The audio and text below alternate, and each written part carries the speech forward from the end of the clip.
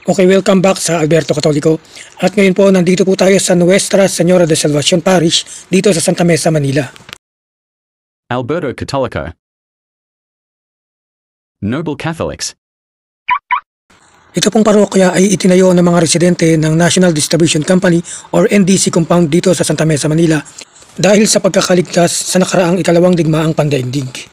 Ang parokya pong ito ay alay para sa mahal na Birheng Maria. Nuestra Señora de Salvacion, sa Tagalog po ay Ina ng Kaligtasan. Our Lady of Salvation naman po sa English. Ang parokya pong ito ay nagsimula bilang kapilya at naging ganap na parokya noong taong 1994. Pinaniniwalaan na dumating po ang imahe ng taong 1945.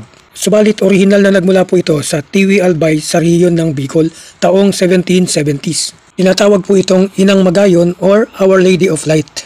Ayon sa kasaysayan, milagrosa po ang Nuestra Señora de Salvacion. Maraming milagro ang nasaksiyan ng mga Bicolano noong 18th century. Kabilang po dito ang 4 na milagrong aking babanggitin. Unang-una ay ang pag-atake ng mga piratang Muslim sa bayan ng Horoan at tangkang pagsunog sa mga kabahayan, sabalit hindi po sumisindi ang mga sulo na daladala nito. Kasabay po dito ang pagdukot at pagbihag kay Hermana Tiray, ang tagapangalaga po ng imahe. Binihag po siya at dinala po siya sa malayong lugar. Subalit may nagpakita po kay Hermana Tiray na isang puting tupa. Sinundan po niya ito sa di inaasahang pagkakataon. Siya po ay nakabalik ng Albay. Ang ikalawang milagro naman po, tungkol po ito sa 3 deboto na manlalakbay. Pumunta po sila ng Horoan at may dala-dala po silang mga kandila. Yung 2 deboto po ay pumunta po ng Buhi upang magsindi ng kandila para kay San Antonio.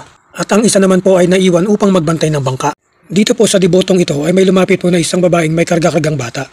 Ang babae po ay nakiusap na ipagsindi siya ng kandila upang magkaroon ng liwanag ang kanyang dinadaanan. Sa una ay tumanggi ang lalaki, subalit hindi kalaunan siya ay pumayag din. Dahil sa pangako ng babae na ibabalik niya ang kandila, kinabukasan nagbili ng babae kung saan siya maaaring puntahan. Kaya't nung sumunod na araw, pumunta nga itong lalaki sa lugar kung saan nagtungo ang babae at nagulat siya dahil hindi nagamit ang kandila, hindi nasindihan at ito ay nakita niya sa paanan ng imahe ng Ina ng Kaligtasan.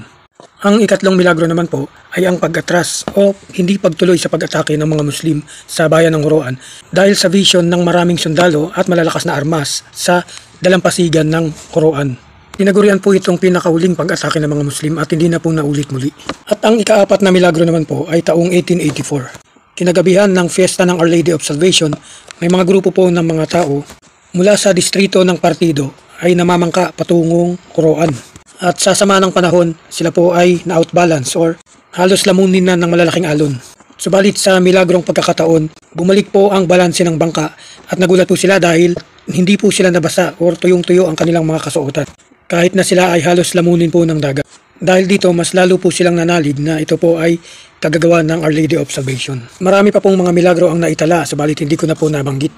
Gayunpaman, lagi po nating tatandaan na meron po tayong Diyos amang nasa langit, ang mahal na Birheng Maria, ang ina ng sangkatauhan, at ang bugtong na anak ng Diyos, ang Panginoon nating lahat na si Jesucristo, na walang sawang nagmamahal sa ating lahat. Maraming salamat po at paalala po muli, be the Eucharist to others. Thank you and God bless. In the name of the Father, and of the Son, and of the Holy Spirit. Amen.